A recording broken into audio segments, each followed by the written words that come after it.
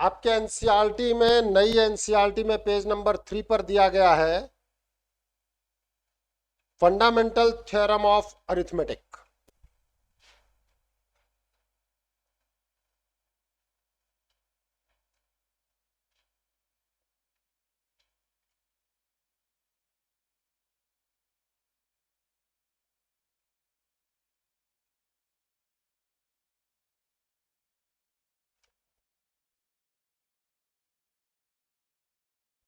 Fundamental theorem of arithmetic, heading डालो। Heading डाल के लिखते चले और मुझे एज इट इज लाइंस याद चाहिए।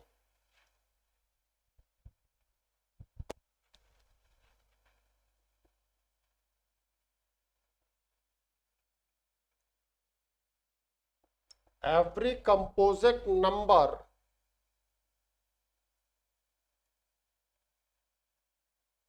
can be factorized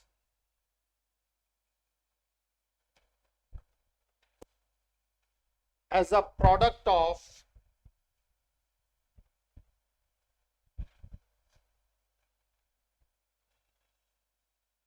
prime numbers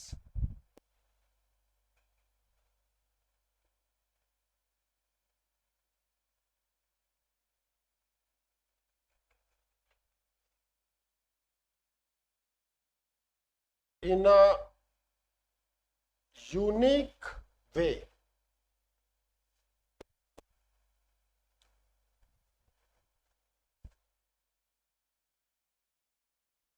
except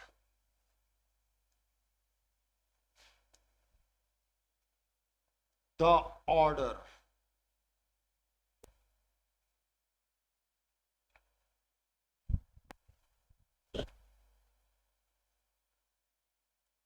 in which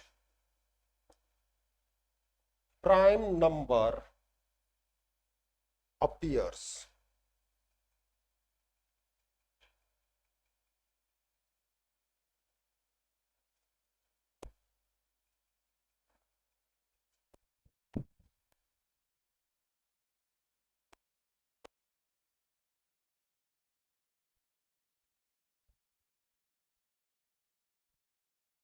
हमने कहा every composite number can be factorise as a product of prime numbers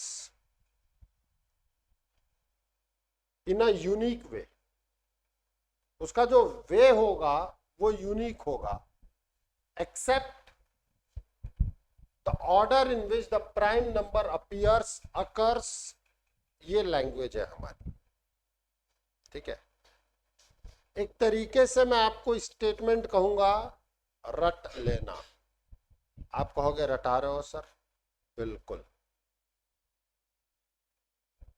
बिल्कुल रटा रहा हूं। मैं समझाऊंगा भी कि कहने का मतलब क्या है। जैसे मान लो आपको पता है कि 12 जो है that is a composite number है। अब इस 12 को हम लिख सकते हैं 2 into 2 into 3। every composite number can be represented in the form of or the factorized in the form of prime numbers।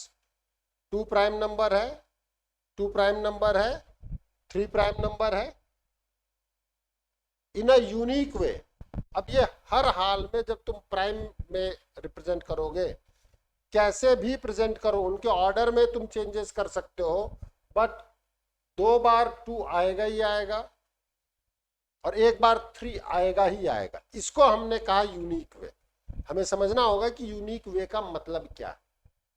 कि 12 को जब आप फैक्टराइज करेंगे इन प्राइम नंबर्स के टर्म में, तो 2 will appears 2 time, 3 will appears in 1 time।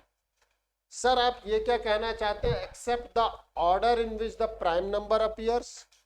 बिल्कुल, आप इसको ये भी तो लिख सकते हो, ऑर्डर बदल गया कि नहीं बदल गया। आप इसको ये भी लिख सकते हो, ऑर्डर बदल गया कि नहीं बदल गया। अब हमारा भाई कहता है सिद्धांत कि सर ये दो अलग रिप्रेजेंटेशन है, तो मैं कहूंगा देखो बेटा, दिखने में अलग लग रहे हैं बट एक्चुअली ये प्राइम नंबर्स के प्रोडक्ट के फॉर्मेट में यूनिक है। आप कहेंगे यूनिकनेस कैसे कह रहे हो सर? समझना, मैं किस फॉर्मेट में यूनिक कहना चाह रहा हूं उसको मैं समझाना चाह रहा हूं कि इसमें इसके अपीयरेंस में 2 बार 2 आएगा ही आएगा, चाहे कहीं कैसे भी लिखो। देखो बस आपको प्राइम में लिखना। कोई कहे कि सर मैं तो नहीं लाता, 4 into 3 लिखूंगा। अरे बेटा हमने क्या लिखा है? Factorise as a product of prime number, तो 4 तो आपका प्राइम है ही नहीं। नाम बोल बेटिया। कनिष्का। कनिष्का कहते हैं सर मैं तो लिखूंगी 4 into 3। अब बताओ आप क्या कर लोगे? मैं कहूंगा कि बेटा जी 4 into 3 मैं 12 को लिख सकता हूं, but 4 is not a prime number. Done? 4 prime number नहीं है। मैं क्या कहना चाहता हूं कि आप उसको प्राइम के फैक्टर्स में रिप्रेजेंट करो और वो रिप्रेजेंटेशन यूनिक होगा। कंपोजिट का रिप्रेजेंटेशन कभी भी अलग अलग हो सकता है। क्यों? आप 4 into 3 कह सकते हो, 1 into 12 कह सकते हो, 2 into 6 कह सकते हो। तो कंपोजिट का रिप्रेजेंटेशन तो अलग अलग हो सकता है, लेकिन वो फंडामेंटल थ्योरम ऑफ अरिथमेटिक है ही नहीं। आपका फंडामेंटल थ्योरम ऑफ अरिथमेटिक आपने नाम किसको दिया है? जब आप उसको प्राइम में रिप्रेजेंट करोगे वो रिप्रेजेंटेशन यूनिक होगा। आप किसी भी नंबर के लिए देख लो, किसी भी कंपोजिट नंबर के लिए, तुम खुद सोचो। चलो पहले ये तो नोट कर लो, नोट कर लो, उसके बाद डिस्कशन करेंगे।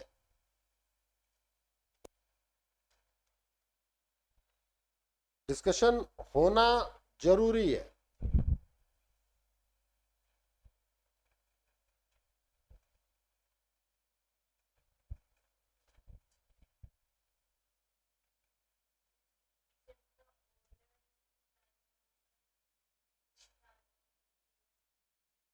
एक्सेप्ट द ऑर्डर मतलब आपका ऑर्डर ऑफ अपीयरेंस अलग अलग हो सकता है। ऑर्डर का अपीयर प्राइम नंबर के अपीयरेंस की पोजीशन अलग अलग हो सकती है। देखो यहां मैंने लिखा है 2 2 3, यहां पे इसका ऑर्डर बदल दिया ना, पहले पोजीशन पे 3 आ गया, फिर 2 आया, फिर 2 आया, यहां सेकंड पोजीशन पे 3 चला गया। तो इसकी पोजीशंस अलग अलग लिख सकते हो, उसको मैं चेंज नहीं मान रहा। मेरा ये मानना है कि जितनी बार 2 आएगा 2 उतनी ही बार आएगा, तुम जैसे चाहो वैसे लिखो। ठीक है, इसका जैसे मान लो इसके रिप्रेजेंटेशन में आप ये भी लिख सकते थे 2 स्क्वायर into 3, लिख सकता हूं कि नहीं लिख सकता हूं? 2 into 2 का मतलब 2 जितनी बार आया that is known as 2 square. कोई दिक्कत अनुज? नहीं बता दे यार, नहीं बताएगा? अनुज ने कहा सर दिक्कत नहीं है, तो मैं आप लोगों से कह रहा हूं जरा express 1260 as a product of prime. Express 1260 as a product of primes. लिखो। Your question is express 1260 as a product of prime.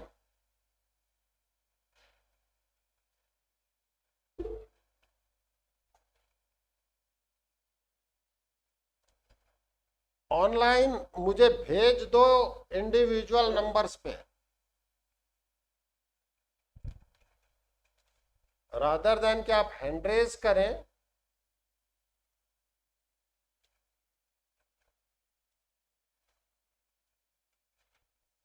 Group पे भी मत डालो क्योंकि वो सबको दिखेगा।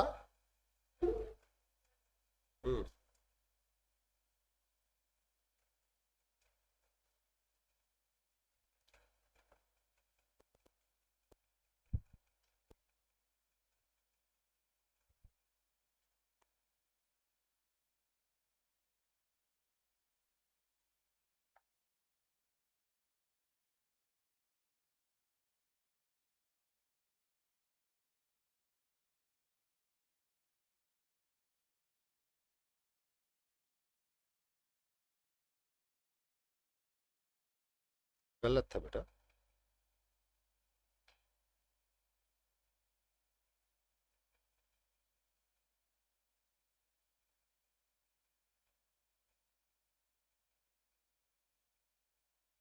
ये गलत। हम्म। नहीं आता तो आता है तो पूरा बना ना, बना अपने तरफ से, अपन को पूरा करना होता है बेटा।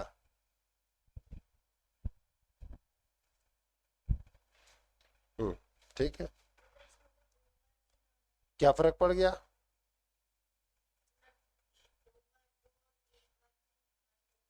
नहीं।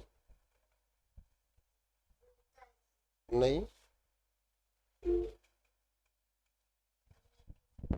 वही तो बात है ना, तो इसीलिए तो समझाऊंगा।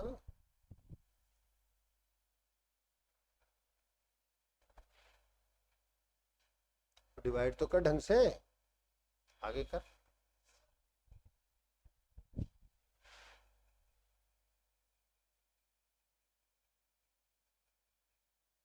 यहाँ किया तो 315 आ गया आपका। फिर 5 से किया आपने तो 105 थोड़ी आएगा।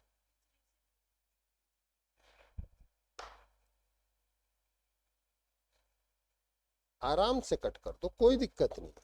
यहाँ दोबारा करो तो गलत नहीं होगा ना।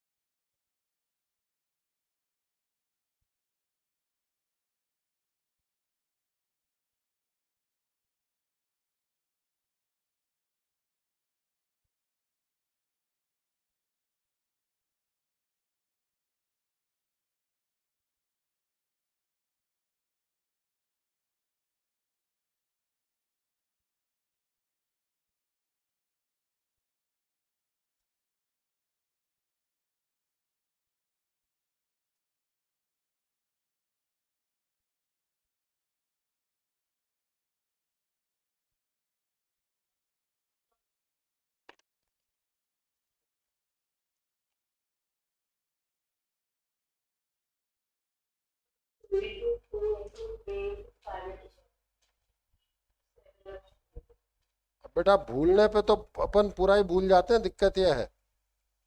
इति तेरा सही है,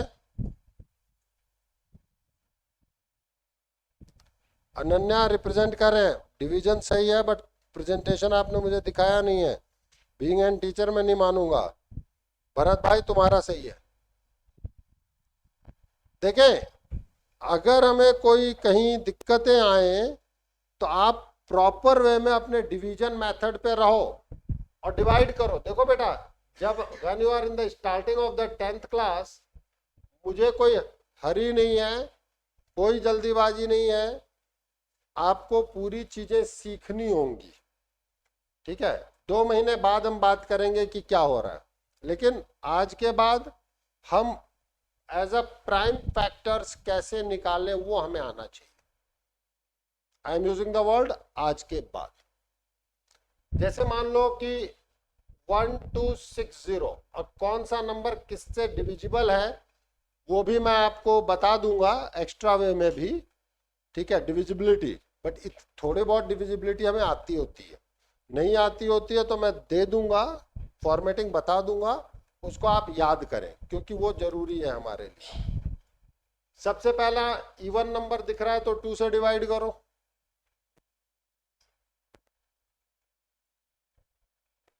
फिर से इवन नंबर दिखा, जब तक इवन नंबर दिखता जा रहा है तब तक 2 को ही रखो, 2 भाई साहब को ही पकड़ो।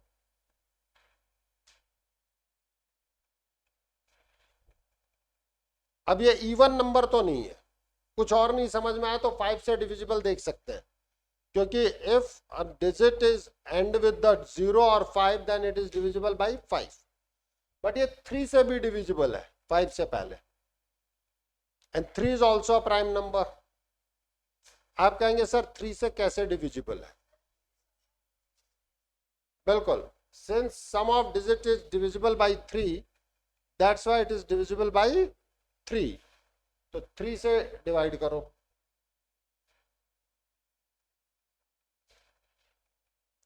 अगेन 3 से डिविजिबल है, 1 + 0 + 5 6, 6 है ना टोटल डिजिट्स का सम, और 6 3 से डिविजिबल है, तो नेट रिजल्ट 3 से डिविजिबल है कि नहीं है? तो 3 से डिवाइड करें।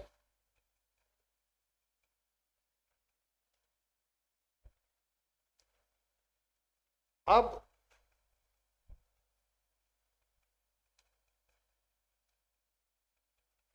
तो मैं इसको लिखूंगा 2 × 2 × 3 × 3 × 5 × 7। ये रिप्रेजेंटेशन यूनिक है, 2 बार 2 आएगा। ध्यान रखना, जब कभी भी आपके पास फंडामेंटल आप इसी तरीके से लिखें, पावर्स में भी ना लें, प्रोडक्ट करके ही लिख करके छोड़ दें। Is it clear? This is known as fundamental theorem of arithmetic. Okay, चले आगे। हाँ बेटा, आइडियली अगर आपने 2 स्क्वायर लिखा तो बेसिकली आप 4 लिख रहे होते हैं। हमें भेज दीजिए इसको।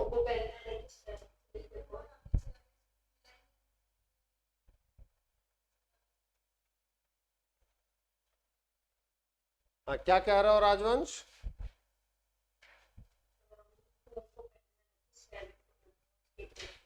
क्या?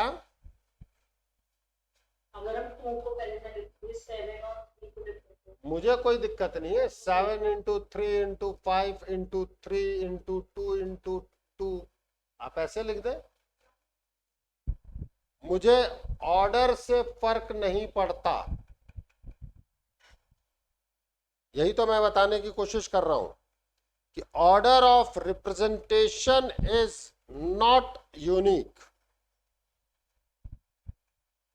पढ़े फंडामेंटल थ्योरम ऑफ अरिथमेटिक। आ जाओ, ये तुम्हारे ही साथ का है। पता है नहीं पता है? नाम क्या है उसका? आ जाओ, इसकी कॉपी में से थ्योरी लिख लो, तभी तो समझ में आएगा। आप सभी लोग, मैंने जो लिखाया है वो तो है ही। आप अपनी नए वाले कैंडिडेट एनसीईआरटी पेज नंबर 3 1.1 निकालें और देखें क्या लिखा हुआ है।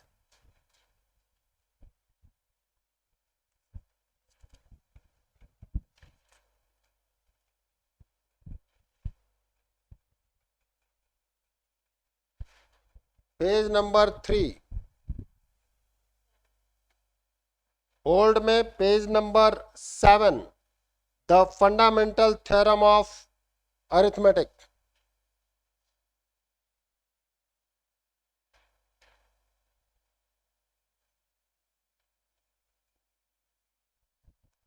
ठीक है, the fundamental theorem of arithmetic, the prime factorisation of a natural number is unique except for the order of its factor. आपके पास ऑर्डर में कोई दिक्कत नहीं है। ऑर्डर आप इस टर्म को समझें कि जो प्राइम फैक्टराइजेशन है वो यूनिक है। आप ऑर्डर को अलग अलग लिख सकते हो, उसमें हमें कोई दिक्कत नहीं है। डन? कहीं कोई प्रॉब्लम नहीं हो तो दिक्कत पूछ लो भाई। उसके बाद ठीक है, मैंने आपका ये लिख लिया 1260 को मैं ये लिख सकता हूं 2 square into 3 square into 5 into 7 means this is powers 1260 is in powers of prime।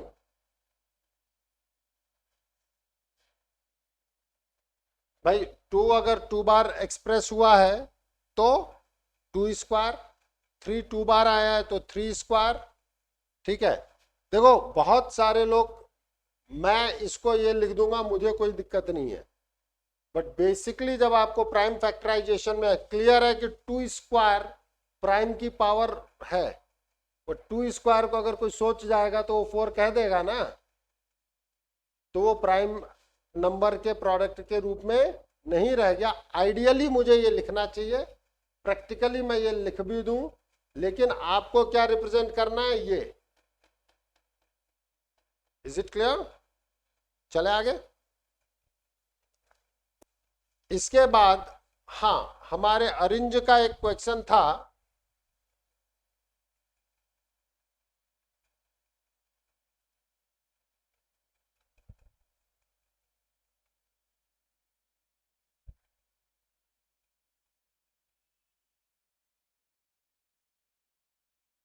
देखो हम 1260 को इस तरीके से लिख सकते हैं, इसमें हमें कोई दिक्कत नहीं है।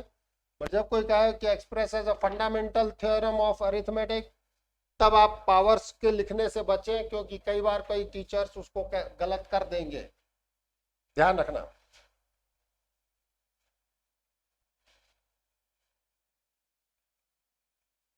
अच्छा, एक दो चीजें और हैं, क्योंकि कई जगह पर कुछ कंफ्यूजन्स में है, हम अपने लैंग्वेज अपनी चीजों को बिल्कुल क्लियर रखते हैं माइंडसेट में।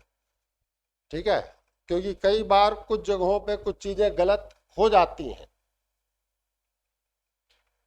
एक पहले मैं इसके चीजों को क्लियर करूं।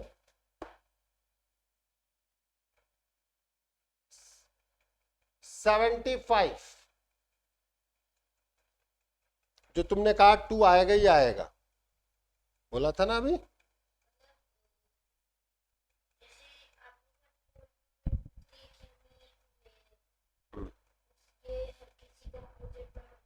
मैंने ये नहीं कहा हर किसी के कंपोजिट नंबर के फैक्टराइजेशन में, मैंने कहा है कि कंपोजिट नंबर का जब आप प्राइम फैक्टराइजेशन करोगे तो वो यूनिक वे है, उसमें जो प्राइम नंबर आएंगे वो यूनिक वे से ही आएंगे। जैसे 2 का आना कंपल्शन नहीं है, मेरे दिमाग में वही को तुम्हारा क्वेश्चन है। जैसे 75 ये कंपोजिट है कि नहीं है बताओ पहले, ये क्लियर है ना? 75 इज अ कंपोजिट नंबर, 1 भी फैक्टर है, 3 भी फैक्टर है, 5 भी फैक्टर है, 25 भी फैक्टर है, और खुद 75 भी फैक्टर है। बट जब आप इसको रिप्रेजेंट करोगे arrange, it is 3 into 5 into 5, यहां कहीं 2 आया तो 2 का आना कंपल्शन नहीं है। प्राइम नंबर्स की नंबर ऑफ टाइम्स आना वो कंपल्शन है। वो प्राइम नंबर कुछ भी हो सकते हैं। प्राइम देखो, आप कहीं भी सोचो, इसके रिप्रेजेंटेशन में मैं 1 नहीं लिख रहा हूं, आप कहीं भी देख रहे हैं मैंने 1 इंटू नहीं लिखा है, because 1 is not a prime number. 1 prime number नहीं है, इसलिए हम 1 नहीं लिख रहे हैं। ये बात समझ में आ रही है कि नहीं आ रही? एट द मोमेंट आपने 1 इंटू लिख दिया, आप कहोगे सर फर्क क्या पड़ता है? अरे भाई वो प्राइम है ही नहीं। फंडामेंटल थ्योरम ऑफ अरिथमेटिक में आप 1 इंटू नहीं लिख सकते। उसके अंदर पहले ही प्राइम नंबर बोला गया है, and 1 is not a prime number. अब तुम्हें समझ में आया होगा कि मैंने कल वो सारी चीज क्यों लिखवाई कि प्राइम होता है क्या, कंपोजिट होता है क्या। नहीं तो कोई कह दे 1, अब मैं कह दूंगा आजा बेटा उस वाली क्लास में आजा, लिखाया है ना कि 1 is not a prime number. ये भी लिख लो, इसमें क्या दिक्कत है? जो भी एग्जाम्पल अपन लिख दे रहे हैं, लिखने में क्या।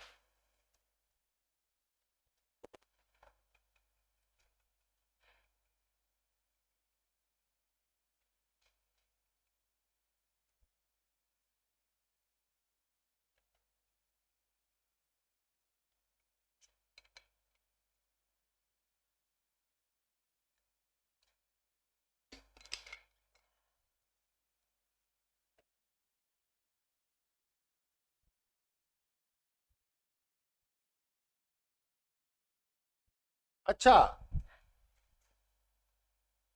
मैं आप लोगों से एक दो चीजें पूछना चाहूंगा।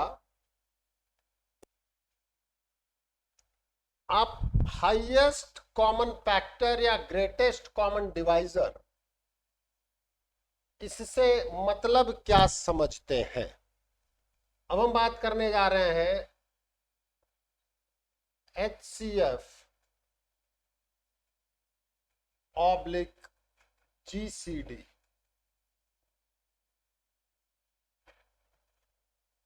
आपके अगला जो चीजें हैं वो यही है, LCM और HCF। तो सबसे पहले हम बात करेंगे आखिरकार ये है क्या चीज।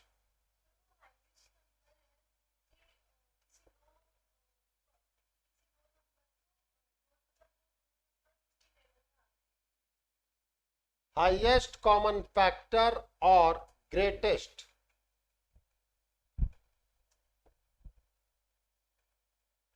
Common divisor.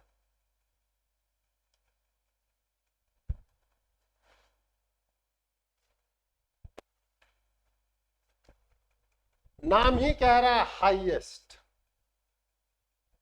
नाम क्या सजेस्ट कर रहा है? देखो, मैथ्स में बहुत सारी चीजें नाम में ही छुपी होती हैं, आराम से नकल किया जा सकता है, बशर्ते उसके मीनिंग पता हो। हाईएस्ट कॉमन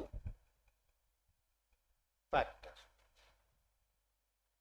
नाम ही कह रहा है ना, एक ऐसा फैक्टर जो सब में कॉमन।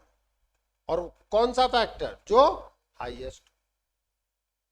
केवल कॉमन ही नहीं होना है, कॉमन तो कई हो सकते हैं, बट उनमें जो भी फैक्टर्स आप लिख सकते हो, ऑल द पॉसिबल फैक्टर्स, उसमें सबसे बड़ा फैक्टर जो होगा that is known as highest common factor. ठीक है, लिखना शुरू करें।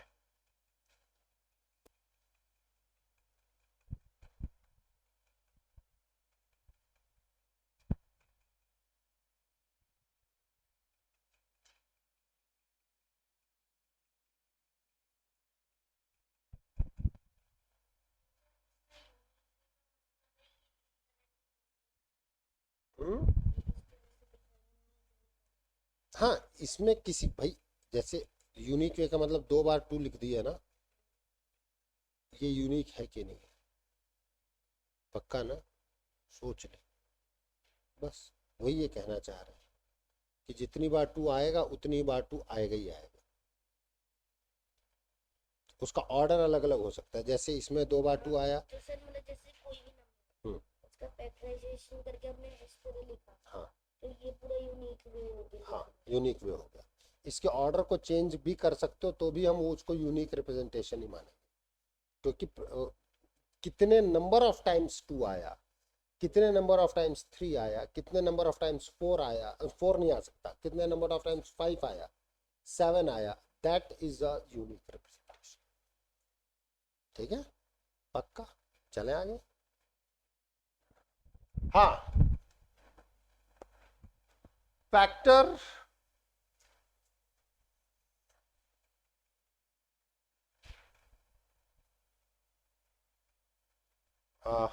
इसको ये लिखो ना, हाईएस्ट कॉमन फैक्टर को।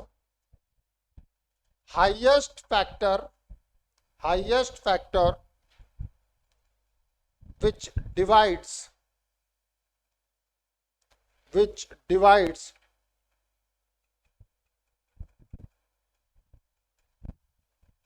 all the given number, all the given numbers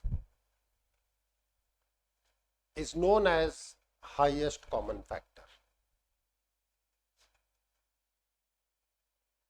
is known as highest common factor.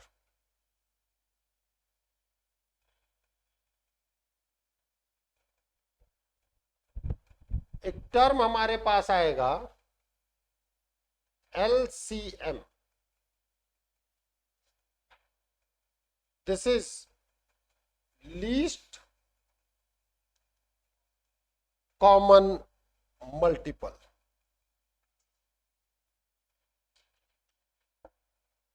मैं आपको इतना बता देता हूं बेटा, इसको निकालना बहुत सारे लोग जानते हैं, बट एग्जैक्टली इसकी डेफिनेशन बहुत सारे लोग एमएससी पढ़ने वाले भी नहीं जानते।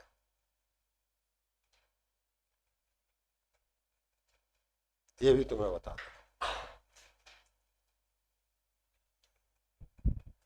√2 और √3 का एलसीएम कितना आएगा?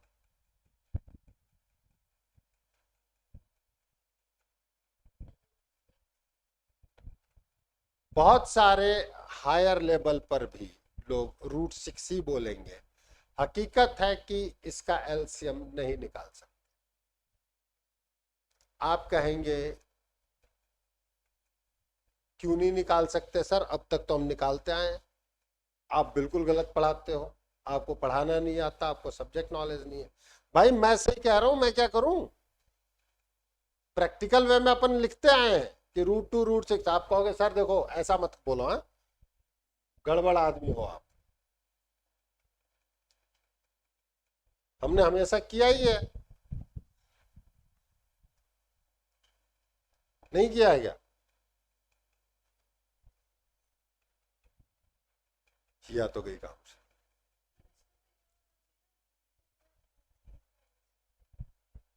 हम इनका कहते हैं ना प्रैक्टिकली एलसीएम ले लो, रैशनलाइज करके भी कर देंगे, उसमें कोई दिक्कत नहीं है। और करने के बाद भी आंसर तुम यही लाओगी। मैंने आंसर गलत नहीं लिखा है, बट एग्जैक्टली उसको आप एलसीएम नहीं कह सकते। प्रैक्टिकल अप्रोच में आप कुछ भी कर लो, बट अगर मैंने एलसीएम पूछा है तो exactly LCM does not exist for √2 and √3। नहीं नेचुरल इसका उस पर नहीं है, मैं अभी बता दूंगा। पहले मैं आपके लेवल पर चीजें बता दूं, फिर मैं बताऊंगा इसको कि क्यों नहीं है। नहीं है ना बेटा, चिंता मत कर, पहले मैं एलसीएम को डिफाइन तो कर लूं। पक्का?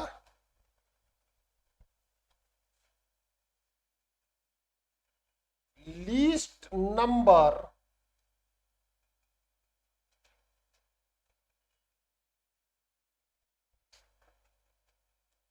which is multiple of all the numbers. Least number which is multiple of all the numbers. Multiple का मतलब होता है इंटीग्रल मल्टीपल।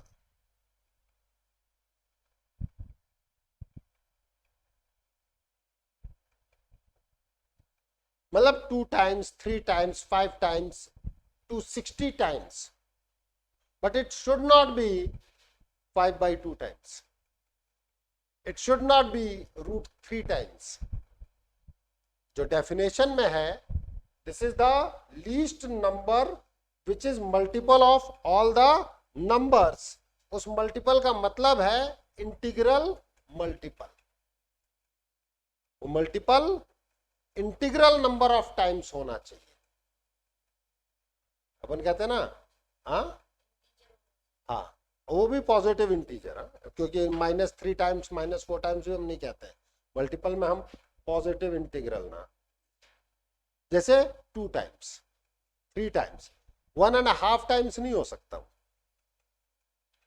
मेरी बात समझ में आ रही है? ये डिफाइन किया गया है। Once defined we are not able to change it. या तो आप इतने बड़े बनो, और मैं उतना बड़ा मैं भी नहीं उस फील्ड के। जब आप अपने डिफाइन को, मैं आपसे कहता हूं कि मैं पड़क पे चलते हुए आया, हमारा कृष्णा हंसेगा, सर को ये भी नहीं पता। अबे दोनों, तू भी तो कृष्णा है। सर को ये भी नहीं पता किसको सड़क कहते हैं, क्योंकि हमें शुरुआत से बताया गया ना, कुछ चीज डिफाइन की गई। रोड का मतलब सड़क। ये बताओ क्यों डिफाइन की गई? अगर मैं इस पे बहस करूं तो क्या आप बता पाओगे कि क्यों डिफाइन की गई? गलत हो जाएगा ना। अगर शुरुआत से ही वो कहते रोड रोड मीन्स सड़क, फिर मैं सड़क बोलता तो तुम कहते हैं सर को ये भी नहीं पता कि ये सड़क है। तो कई चीजें डिफाइन की जाती है और उस डिफाइन करने के बाद now we are not able to change it. Okay, वो डिफाइन क्या किया गया?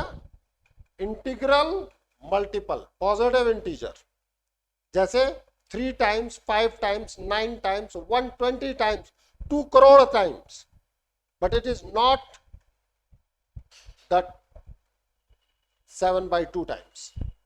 सर फिर 10/2 कर सकते हैं कि नहीं कर सकते? भाई 10/2 बेसिकली 5 है ना, 5 तो इंटीजर है, वो कर सकते हो, उसमें हमें कोई दिक्कत नहीं है। ठीक है, नोट कर लो, पहले डेफिनेशन नोट करो। अब हम बात करेंगे कुछ क्वेश्चंस के थ्रू।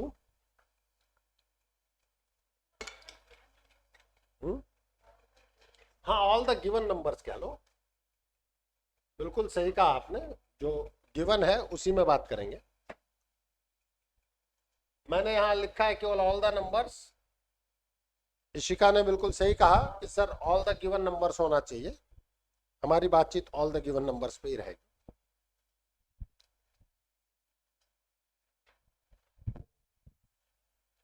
हाँ राजवंश, क्या हुआ? HCF और LCM का एग्जाम्पल। अभी तक मैंने खत्म कर दिया क्या बेटा? बस, तो इंतजार करना सीखना चाहिए ना।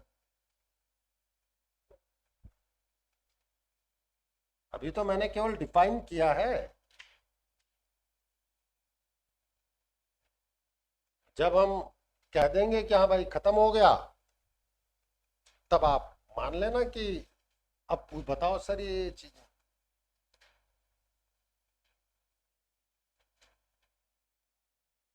Please find the LCM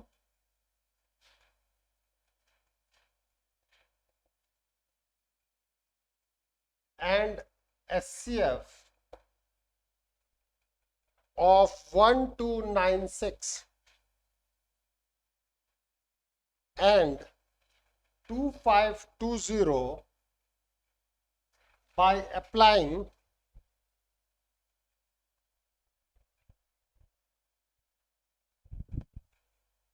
the fundamental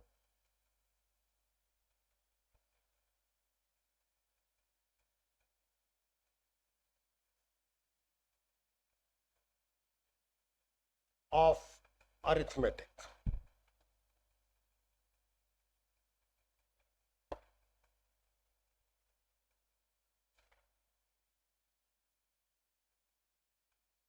Or using the prime factorization method.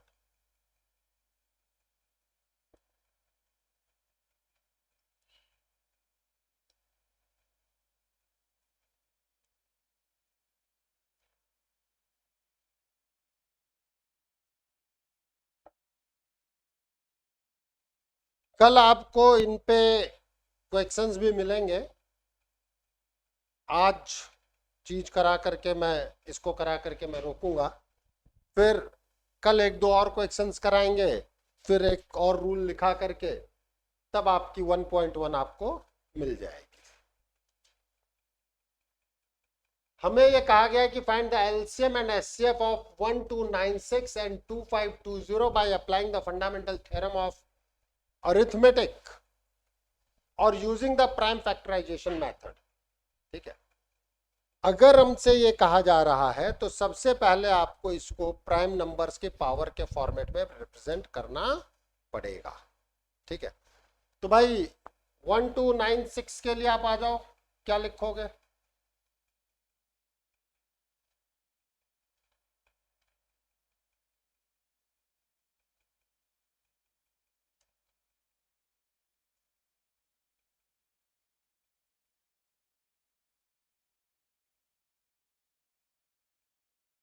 देखते रहना, कभी कभी बाई चांस हम भी गलत कर दें।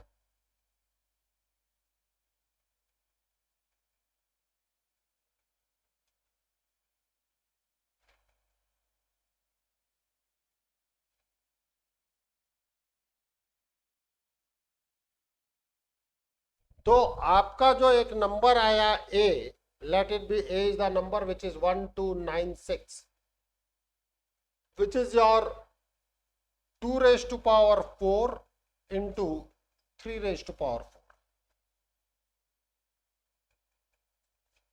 ये आया पक्का? कैलकुलेशन देखते रहना, देखने की बजाय करोगे तो ज्यादा अच्छा रहेगा। इस मेथड से नहीं करना है बेटा, क्योंकि आपको स्टेटमेंट दे दिया गया कि किस मेथड से करना है। अगर आपने इस मेथड से किया तो वो गलत हो जाएगा। अभी आप उसको छोड़ दो ना, अपन इस पे बात करें।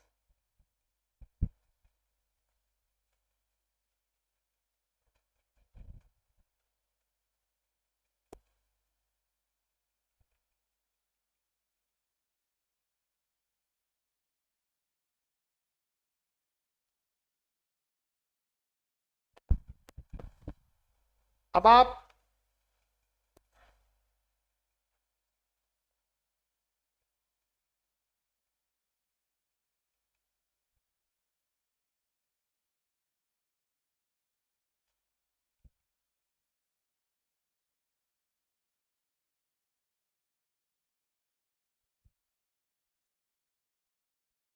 टू 2520 2 से डिवाइड करो,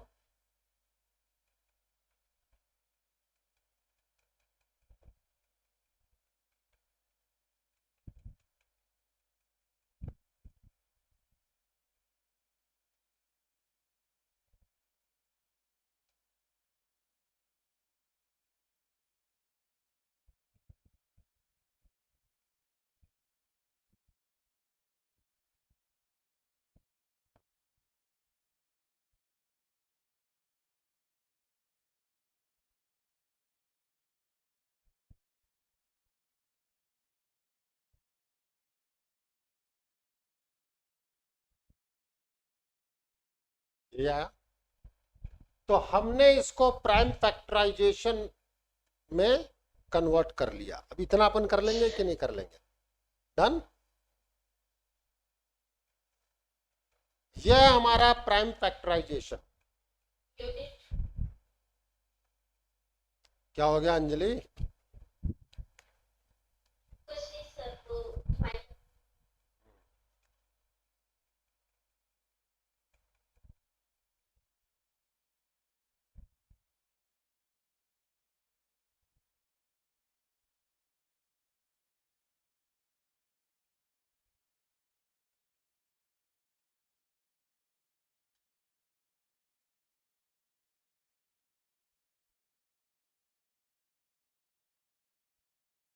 प्लीज, अब जब मैं बात कर रहा हूं एचसीएफ पे, देखो थियरी मैं कल लिखाऊंगा, प्रैक्टिकली आज आप देख सकते हो और समझ सकते हो।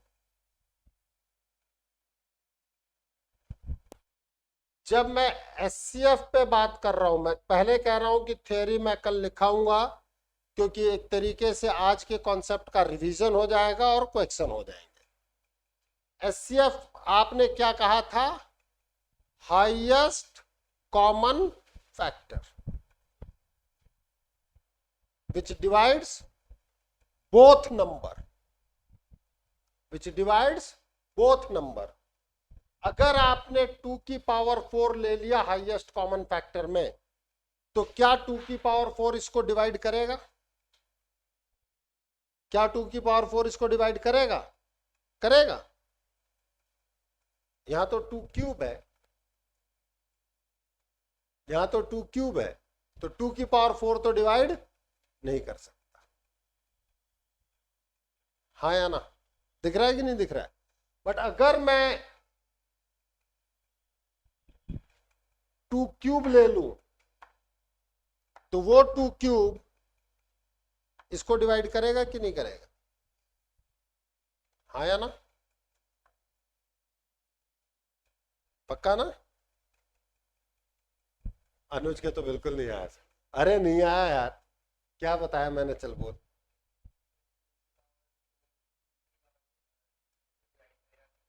तो क्यों क्यों करेगा कि नहीं, बता तो सही। अरे गरिमा, Yes, sir. 2 की पावर 4 इस b को डिवाइड करेगा कि नहीं करेगा?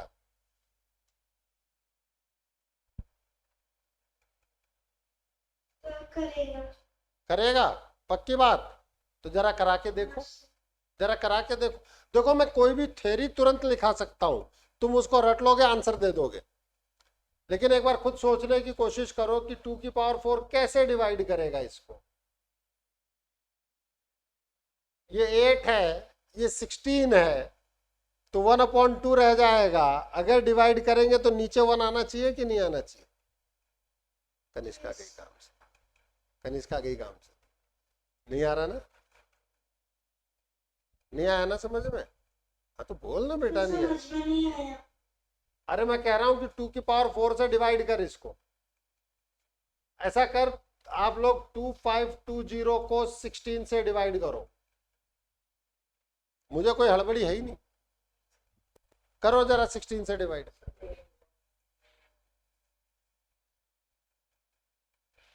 कंप्लीट डिवीजन है क्या? अरे गरिमा को, अरे बिटिया तो रफ कॉपी निकाल कर तो सही, डिवाइड तो कर, तब पता चलेगा ना। देख मैथ्स ऐसे नहीं आ सकती। कल अभी अब आपके साइंस का पीरियड होने वाला है, कल हम इसी क्वेश्चन पे आगे कैरी फॉरवर्ड करेंगे। सर डिवाइड नहीं होगा। बस तो मैं यही तो कह रहा था।